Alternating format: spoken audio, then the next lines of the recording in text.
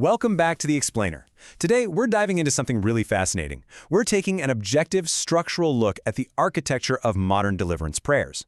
We're literally going to break down how these prayers construct a spiritual defense, step by step. By analyzing our primary source text today, which is a really comprehensive prayer for protection, we're going to uncover the exact framework believers use to map out and engage in a spiritual battlefield. And whether you personally share this worldview or you're just looking at it as an objective observer, understanding this framework is absolutely crucial. It offers this profound window into human psychology, and it completely changes how a person processes hardship, conflict, and fear. Okay, let's dive into this macro to micro journey. We'll be looking at 4 main parts today. 1. The invisible battlefield. 2. Divine shields of protection. 3. Conquering fear and anxiety. And 4. Biblical archetypes of faith. So starting right off with Section 1, the invisible battlefield, where the war is waged. And this brilliantly illustrates exactly where this prayer starts. To really get this text, you have to understand the foundational premise it operates on. It instantly grounds the believer in a very specific worldview, the idea that the visible, tangible world we walk around in every day is actually being directly affected by an invisible, ongoing war. So the prayer defines spiritual warfare not just as some nice metaphor, but as a literal conflict taking place in an unseen dimension. But here's the kicker. The consequences of this invisible war bleed over into our reality. This means everyday earthly problems, a sudden illness, losing a job, or even just a really intense argument. They aren't viewed as random bad luck. Instead, the prayer conceptualizes these events as the visible, tactile manifestations of a strategic, unseen clash. You literally can't understand the defense strategy of this text unless you realize it views our earthly reality as a cosmic chessboard. Because of that setup, the prayer demands a massive shift in perspective. It explicitly redirects our focus completely away from human adversaries. As the text says, the struggle isn't against flesh and blood, meaning you aren't fighting people, and you aren't just fighting earthly circumstances. Instead, the prayer frames the true enemy as spiritual forces of wickedness. It teaches the believer to look right past the person or the situation that's causing them grief, and instead target the spirit behind the person or the devil behind the situation. Think about the immense psychological relief this offers. By making the true enemy invisible, it removes that personal animosity you might feel against actual human beings, like friends, family members, or coworkers. It lifts the burden of interpersonal conflict so you can fight the problem without hating the person. All right, moving right along to Section 2, Divine Shields of Protection, Establishing the Perimeter. Now that the enemy and the battlefield are identified, the prayer shifts from observation into full-on action mode. It starts actively building this systematic, highly visual defense strategy. And the foundation of this strategy relies heavily on invoking ancient biblical promises. By quoting Psalm 34, verse 7, the prayer establishes an invisible angelic perimeter. It's a direct request for literal heavenly bodyguards. And that word encamps is super important here. In ancient military terms, an encampment wasn't just, pitching a tent. It was a proactive 360-degree, heavily fortified barrier.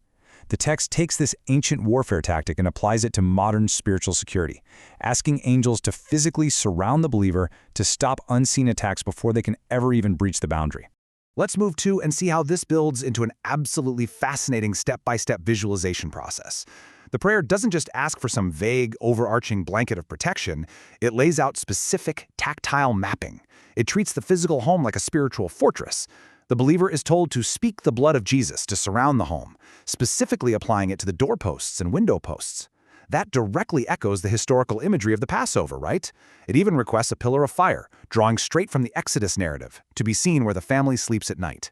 It's this highly structured, almost architectural approach. You aren't just saying a quick blessing. You are mentally painting the doors and lighting up the night to secure your physical dwelling. So, what exactly is this heavily fortified perimeter actually designed to keep out? Well, the prayer gives us a really specific, diverse threat matrix. Look at how broad this categorization is on the slide. First, it targets microscopic, physical things like sickness and disease. Second, it blocks explicit spiritual threats like demons and unclean spirits. But then, and this is wild, it jumps to abstract historical threats, specifically asking to sever generational curses and ward off general misfortune. This just highlights the incredibly comprehensive nature of this worldview. It's a 360-degree shield meant to cover literally all bases of human vulnerability, all the way from the biology in your body to the history of your ancestors. And to seal this protective perimeter, the prayer calls on another scriptural declaration, 2 Timothy 4:18. This is used in the source text as the ultimate guarantee of safety. Pay attention to the really definitive language used here. It says every evil attack, and safely to his heavenly kingdom. It operates almost like an ironclad contractual guarantee. It's an absolute assurance that no matter what traps or strategic schemes the enemy sets in the invisible realm, the believer is going to be comprehensively rescued and preserved. Which brings us to Section 3, Conquering Fear and Anxiety, the Inner Sanctum.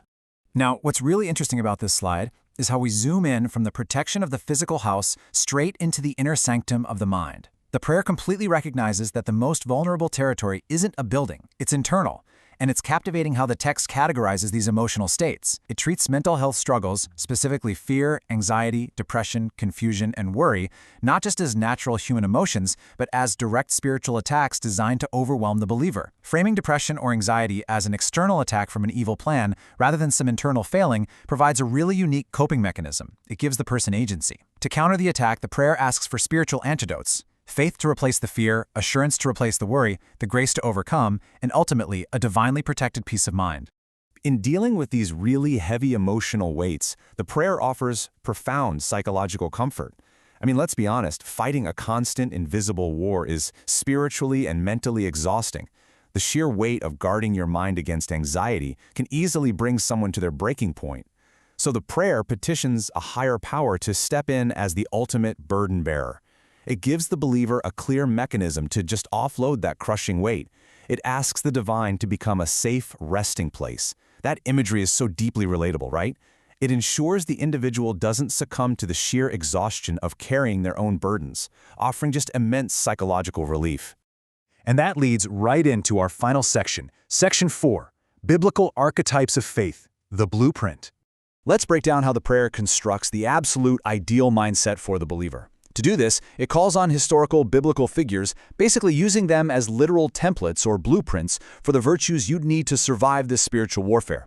It maps very specific virtues to ancient role models. It asks for the heart of David, prioritizing worship. It asks for the boldness of the 3 Hebrew boys, representing the courage to refuse modern idols and never back down. But look at that first row. There's a fascinating mix of metaphors going on. The text asks for the faith of Moses, but then juxtaposes that with the famous New Testament imagery of having the faith to step out and walk on water.